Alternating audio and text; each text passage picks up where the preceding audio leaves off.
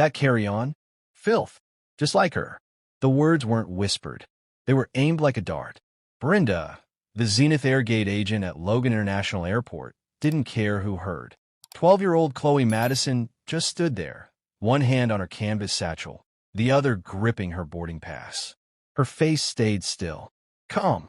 You people always think the rules don't apply. Brenda's hand darted forward, snatched the satchel from Chloe's shoulder, and with deliberate force, shoved it into a trash bin beside the jet bridge. A dull thump. A soft crack. Silence. Chloe didn't speak. Her eyes didn't blink, but her fingers curled. Inside that handmade bag was more than luggage.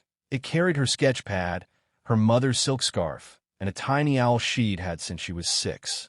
Go ahead, call your mommy, Brenda said with a smirk. But that bag's gone. Passengers nearby gasped. A woman raised her phone slowly. A child whispered to his father, but Chloe said nothing. She reached into her pocket and pulled out her phone.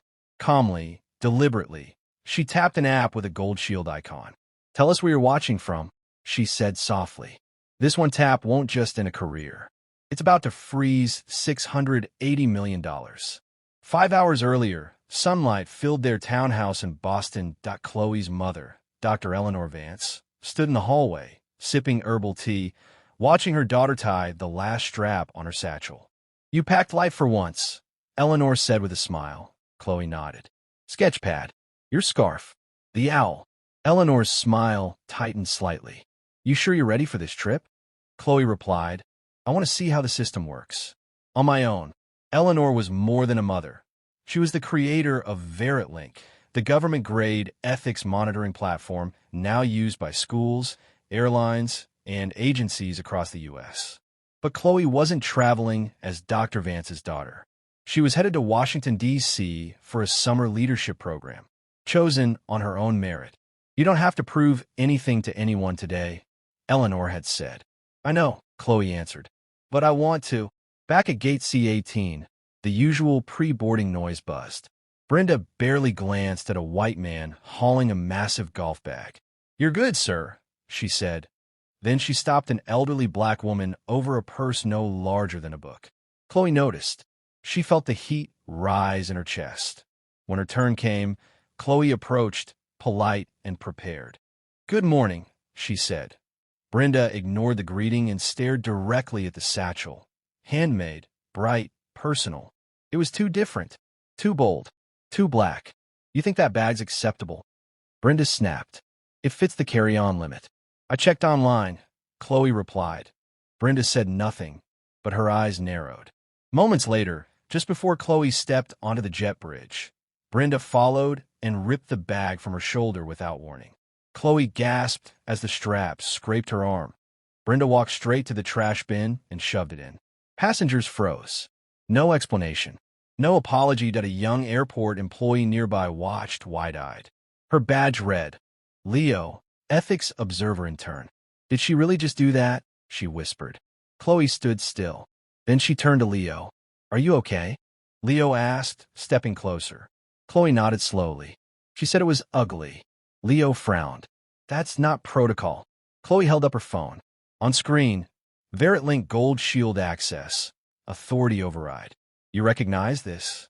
Chloe asked. Leo blinked. That's high tier. Only verified agents have that. Chloe didn't respond. She just tapped once that E-override request sent. Case ID 005171B. Ethics lock initiated. Brenda returned, unaware. What's going on here? She demanded. Leo straightened. We're documenting misconduct. Brenda rolled her eyes. That kid's the one with the problem. Loud bag. Loud mouth. She wasn't loud, Leo said. You threw her bag in the trash. I saw it. Brenda smirked. You're both overreacting. That bag looked like it belonged in the garbage. She looked straight at Chloe. Kids like you always think they're special. You don't belong here. The terminal's energy shifted. Phones buzzed. Eyes turned. Unseen by Brenda, VeritLink system was already processing video clips, geolocation, witness logs. Within 4 minutes, Georgetown froze a $120 million travel contract with Zenith Air. NYU followed. Then Howard. Then Emory. Then Stanford. A domino of cancellations. $680 million locked. Leo checked her phone. Oh my God. She showed Chloe the bulletin. Zenith flagged for active investigation. All partner contracts suspended pending review. Chloe's face didn't change. Brenda kept muttering, now quieter, unaware that her career was imploding in real time. Passengers around them were receiving the news, watching, filming. Leo whispered, "You're not just a passenger, are you?" Chloe's eyes stayed on Brenda. "I didn't want to be seen," she murmured. But now they're watching. The screen in Veritlink HQ blinked. 005171B. Minor harm, bias flag, public incident. Review escalation, Tier 2 pending. Chloe stood quietly near the trash bin. Her bag was still inside. But this wasn't about the bag anymore.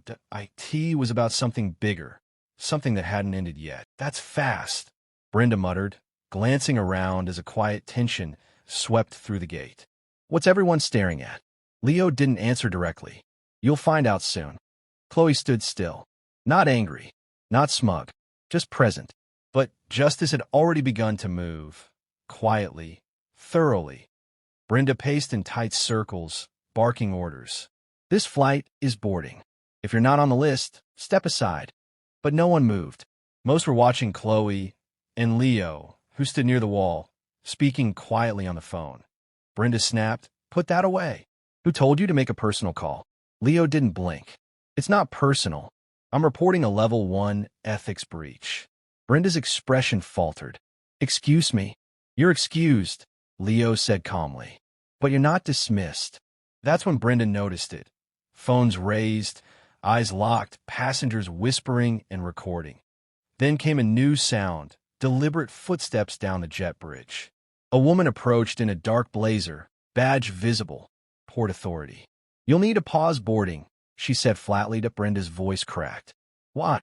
The officer turned her tablet around. "Case 005171B. Passenger dignity violation. Active Veritlink override. Are you Brenda Jenkins?" Brenda nodded. "You are now under provisional review. You are not to board this aircraft." Brenda flinched. "Wait, I didn't do anything illegal. That's not your call. We've received 2 internal reports, witness statements, and a Tier 1 override confirmation." She turned. "Miss Madison?" Chloe nodded. "Dr. Eleanor Vance's daughter." Another nod. Brenda went pale. The name Vance wasn't just familiar. It was foundational. The woman whose system she just triggered wasn't a stranger. Brenda had thrown out the bag of the girl whose mother designed the rules. The officer continued. "We've coordinated with Dr. Vance's office. Chloe, you'll be escorted to your seat." Brenda stepped forward, trembling. "I didn't know who she was," Leo replied before Chloe could. "That's the problem. You didn't care who she was." Chloe adjusted her shoulder strap. Empty now. Her bag was still in the trash, but she wasn't. The officer turned to the intercom, tapped her tablet. "Attention passengers of Zenith Flight 4272. Boarding is temporarily suspended for internal compliance review." The entire gate hushed. All eyes on Brenda. Brenda stammered. "This is ridiculous. You're making a scene over some kid in a bag." The officer said nothing. Another staffer arrived, carrying a clear evidence bin. Inside, Chloe's satchel. This was recovered from Gate C-18's trash bin. Thrown away without passenger consent. Confirmed by 2 witnesses, 1 camera feed, and an on-site ethics trainee. Gasps rippled across the gate. A woman whispered, "She threw away a kid's bag?" Another added, and the girl never even raised her voice. The officer turned back. "Effective immediately, Brenda Jenkins is suspended pending full federal compliance review. Flight access revoked." Brenda snapped. "You're ruining my career."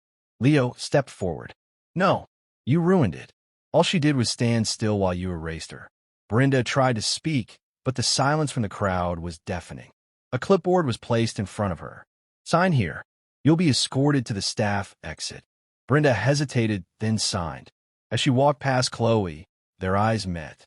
She searched Chloe's face for something. Anger, pity, anything. But Chloe gave her nothing. Just calm. Flight 4272 departed without Brenda. But the real fallout was already airborne. Across the country, Inboxes lit up with Link bulletins. Red banded notices flagged Zenith Air with emergency tier escalation. Within 48 hours, Georgetown, NYU, Columbia, and MIT froze contracts totaling over $680 million, the FAA released a statement. This incident highlights urgent gaps in ethical compliance involving minor passengers. We will begin auditing all Tier 1 flag cases from the past year. News outlets followed. Fast.CNN. Flight attendant targets black teen, sparks $680 million ethics crisis. NBC. The girl who didn't flinch. On Twitter, the video of Brenda's exit hit 9 million views in 2 days. Top comment. She never raised her voice. The system did it for her.